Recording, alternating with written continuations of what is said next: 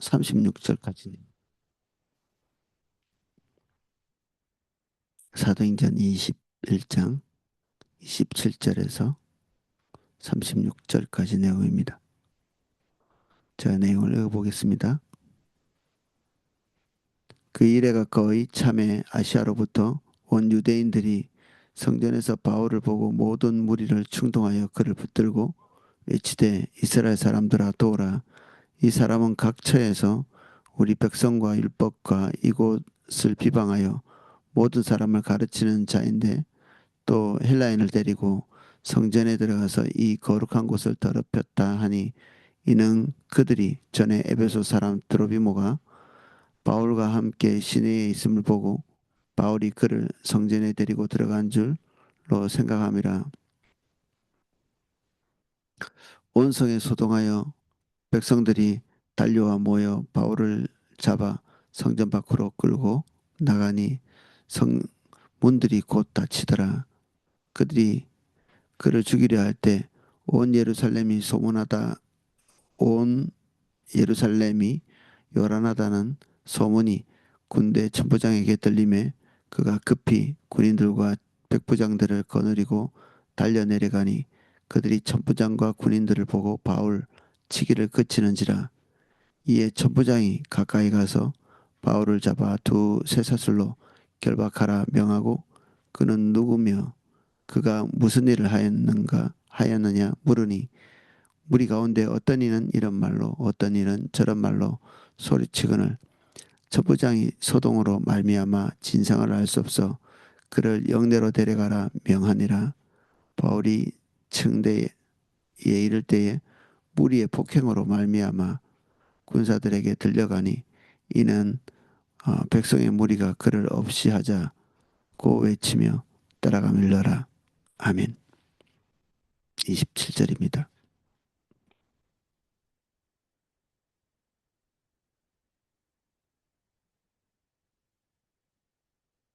그 이래가 거의 참에 아시아로부터 온 유대인들이 성전에서 바울을 보고 모든 무리를 충동하여 그를 붙들고 예루살렘에는 이 사도 바울의 얼굴을 아는 사람이 없었죠. 사도 바울이 왔다는 소문이 들어도 그가 누구인지 모르고 또 이방에서 살고 있는 유대인들이 지금 이 절기를 지키기 위해서 예루살렘으로 모여들고 있는 그런 상황이라 뭐 낯선 사람이 어, 예루살렘에 오는 게 이제 자연스러운 일이죠. 그리고 요 시기에는 어, 유대인들 그 디아스포라 어, 이 예루살렘 밖 이스라엘 바깥에서 살고 있는 유대인들이 대거 이 예루살렘 안으로 모여드는 그런 시기이기 때문에 로마 군인들도 아주 이게 촉각을 곤두세우고 있는 그런 시기입니다. 이제 자기들의 점령지인 예루살렘에서 사람이 많이 모인다. 그런 폭동, 뭐 내란 이런 게 일어날 가능성이 이제 높다고 보는 거죠. 그래서 군대가 항상 여기를 이제 비상근무처럼 이렇게 하고 있고 또 곳곳에서 이게 사람들이 모이거나 폭동이 일어나거나 아니면 무슨 모의를 하거나 이런 것이 있는지 아주 예민하게 이제 살피고 있는 이 절기 때마다 그런 일을 하겠죠. 어, 유대인에게 있어서는 뭐 순전한 마음으로 모여들지 모르지만 로마인들에게는 이것이 굉장히 긴장된 그런 순간이 되겠죠. 외치되 이스라엘 사람들아 도우라. 이 사람은 각처에서 우리 백성과 율법과 이곳을 비방하여 모든 사람을 가르치는 자인데 또 헬라인을 데리고 성전에 들어가서 그 거룩한 곳을 더럽게 하였다니 이 사도 바울의 얼굴을 알고 있는 사람들 이 에베소에 있는 사람들은 사도 바울이 3년이나 그곳에 한 곳에 지정된 장소에 있었거든요.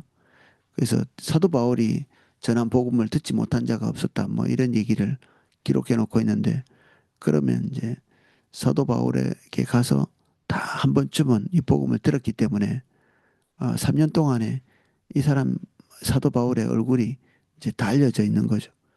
이제 안에 있는 사람, 안에 있는 유대인들은 모르는데 이제 이방인들, 이방에 사는 유대인들은 사도 바울의 얼굴을 아는 거죠. 그만큼 이 사도 바울이 주로 예루살렘이나 어, 또 이스라엘 안에서 사역을 거의 하지 않았고 이방인 교회를 세우는데 삶을 집중했다는 것을 볼 수 있는 내용이기도 합니다. 29절입니다. 이는 그들이 전에 에베소 사람 드로미보가 바울과 함께 시내에 있음을 보고 바울이 그를 성전에 데리고 들어간 줄로 생각함이로라. 전혀 올바르지 않은 사실이죠. 바울은 에베소 사람인 드로미보를 성전에 데리고 들어간 일이었고 그렇게 하려고 하지도 않았고 드로미보는 에베소 교회의 대표자로서 여기에 헌금을 전달하고 예루살렘 교회 성도들과 교제하기 위해서 여기에 온 것이죠. 그리고 뭐 이 사람이 성전에 들어갈 일도 없고 또 유대교적인 토양에 있어서 뭐 습관적으로 들어갔다 모르지만 이 사람은 이방인이고 에베소 사람이고 거기서 예수님을 믿은 사람이기 때문에 뭐 성전에 들어갈 일 자체가 없는 것입니다. 이게 유일하게 단서는 사도 바울과 같이 있었다는 것 자체로서 성전에 데리고 들어갔다 이렇게 추정하는 거죠. 30절입니다. 온 성이 소동하여 백성들이 달려와 바울을 잡아 성전 밖으로 끌고 나가더니 문들이 곧 닫히더라. 이 사람이 그 이 바울을 고발하는 이 백성들을 이렇게 충동질하는 이 사람이 백성들에게 한 말을 이렇게 좀 주목해서 보면 28절에 우리 백성과 율법과 이곳을 비방하여 사도 바울의 행적 중에 어, 백성을 비방하고 율법을 비방하고 그리고 이곳 성전을 비방하고 이런 내용을 가르쳤다고 돼 있죠. 사도 바울은 그렇게 한 적이 없었죠. 그러나 그들이 알고 있는 방식의 유대교가 잘못된 것에 대해서 지적하고는 있었지만 사도 바울이 실제로 그런 일은 없었고 굳이 이제 이 사람들이 백성, 율법, 이곳은 이제 성전인데 이 세 개를 한꺼번에 거론한 이유는 백성들의 마음을 충동질하기 위해서죠. 백성들의 마음을 충동질. 그들이 원하는 대로 백성들의 마음을 조작한. 이거 젊은 사람들은 발작 버튼 이런 말도 쓰거든요. 발작. 무슨 말만 하면 팍 일어나는. 그래서 우리의 마음을 조종하려고 하는 어떤 무리나 어떤 세력이 있다면 우리가 무엇에 이렇게 발작을 하듯이 팔아 떠는 그런 단어들을 쓰겠죠. 우리를 격렬하게 만들어서 자기들이 원하는 지점으로 옮겨오는 기술을 이제 행해보는 거죠. 여기에 유대인들은 어, 그들 혼자서 뭔가를 하기보다는 유대인들의 어, 다른 유대인들의 힘을 빌기 위해서 여기에 그들이 가장 이 소중히 여기는 한마디 말만 하면 단어만 이렇게 들으면 어, 부들부들 떨만한 그런 단어들을 나열하죠. 우리도 그런 단어들이 있지 않을까요? 정치인들은 그런 것들 되게 잘 이용하죠. 이렇게 저렇게. 그럼 우리는 그 단어를 듣기만 해도 걔가 이렇게 음식을 보기만 해도 침이 나오는 것처럼 이게 조건 반사처럼 이렇게 움직이는 거죠. 유대인들이 그렇습니다. 조건 반사적으로 이런 단어만 듣고 이런 것을 모욕했다고 이렇게 얘기만 하면 이게 가부간에 사실인지 아닌지 이런 것들 볼 필요도 없이 그냥 뒤집어 엎고 폭동을 일으키고 그리고 그것에 대해서 광분하는 분노인데 미쳐서 분노하는 거죠.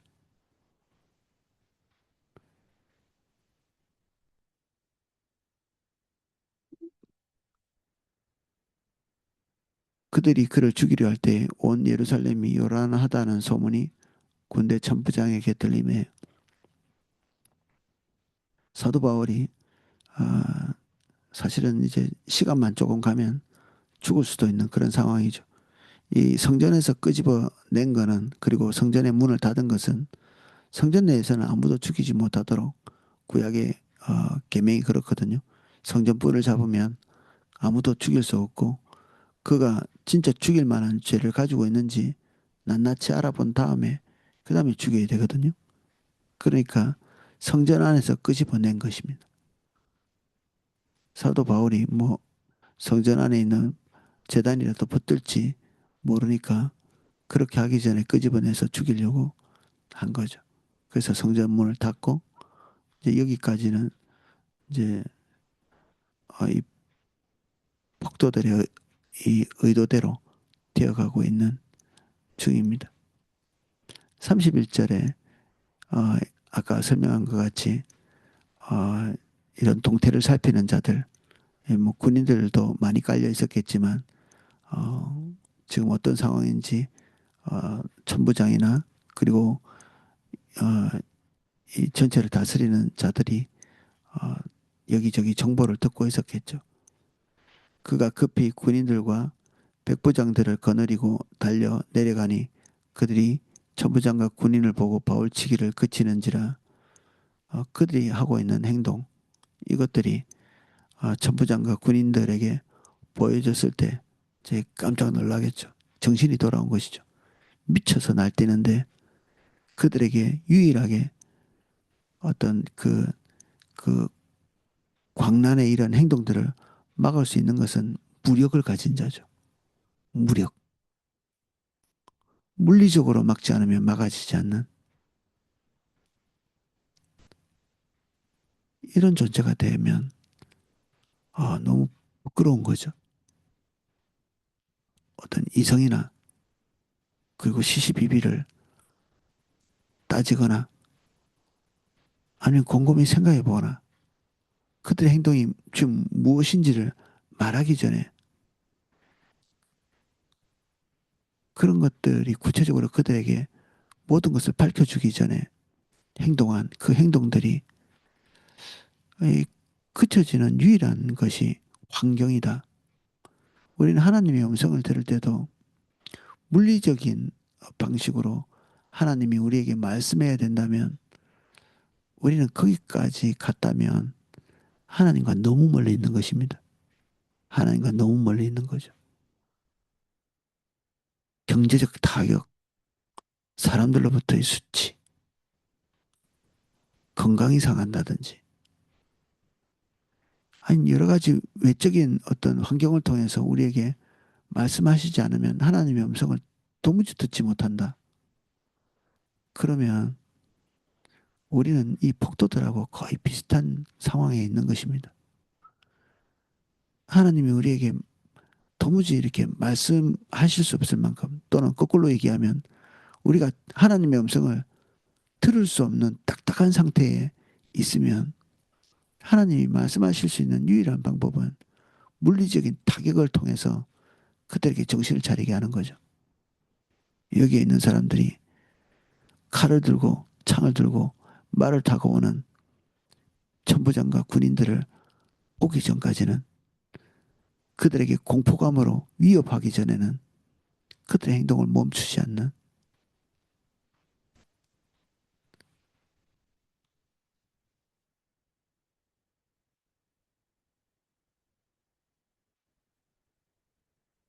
다윗은 그가 아주 미세하게라도 잘못했을 때 그들 마음에서 떠나가는 성령의 임재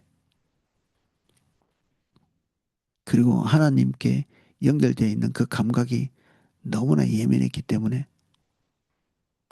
미세한 잘못에도 민감하게 그것을 알아채는 가장 타락했을 때 다른 왕들은 자기를 기분 나쁘게 하는 소리에 대해서 그냥 자기가 가지고 있는 무력을 통해서 그 입을 막는 그런 일을 했지만 다윗은 자기가 가지고 있는 위치가 아무것도 아닌 것처럼 그 자리에서 무릎을 꿇는 그런 자세를 가지고 있는 우리가 가져야 될 자세가 그런 거죠.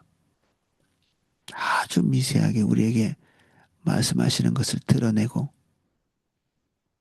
외적인 타격이나 물리력 이런 것이 우리를 깨우치는 게 아니라 하나님과의 살가운 관계가 우리를 깨우치는 그래서 환경을 통한 말씀이 유일하게 그를 좌우할 수 있는 하나님의 음성이라면 그런 삶을 계속 반복하고 있으면 우리가 하나님을 따라가는 것은 거의 불가능합니다.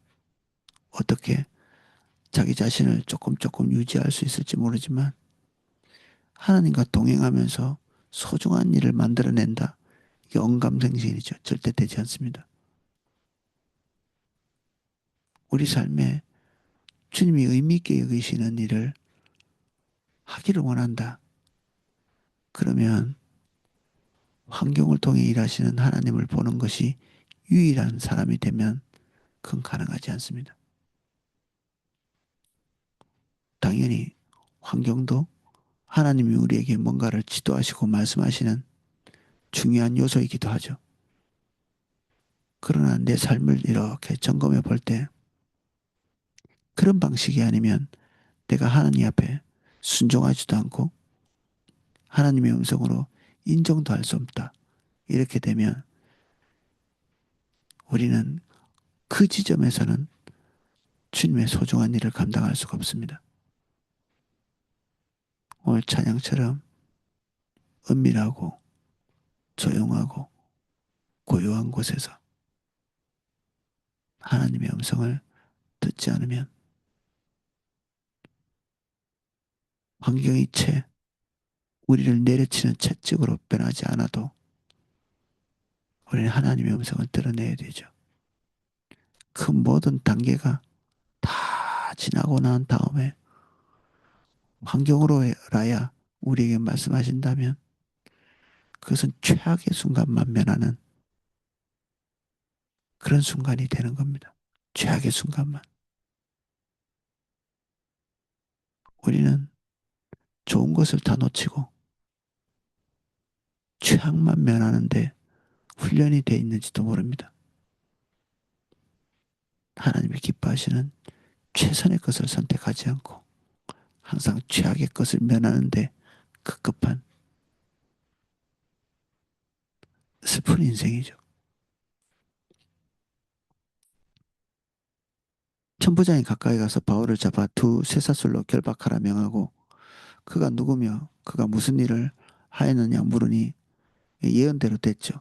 예루살렘에 올라가면 결박을 당할 거라고 예루살렘에 오기 전에 어, 이 아가보의 예언이 있었는데 딱 그대로 되었습니다.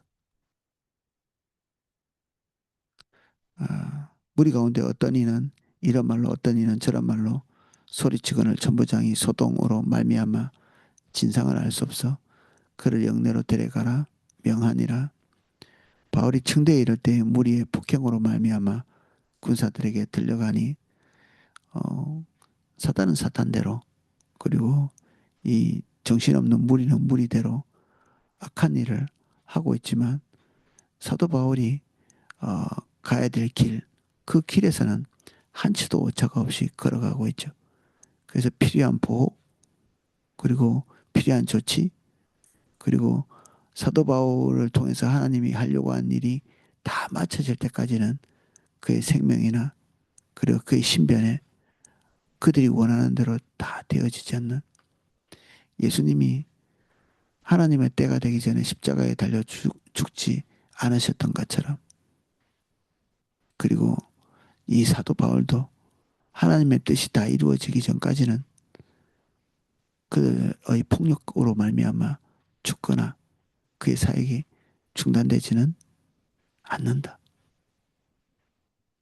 잠시 괴롭겠지만 하나님의 뜻이 이런 그 방해로 말미암아 굴복되는 일은 없다. 이 정신없고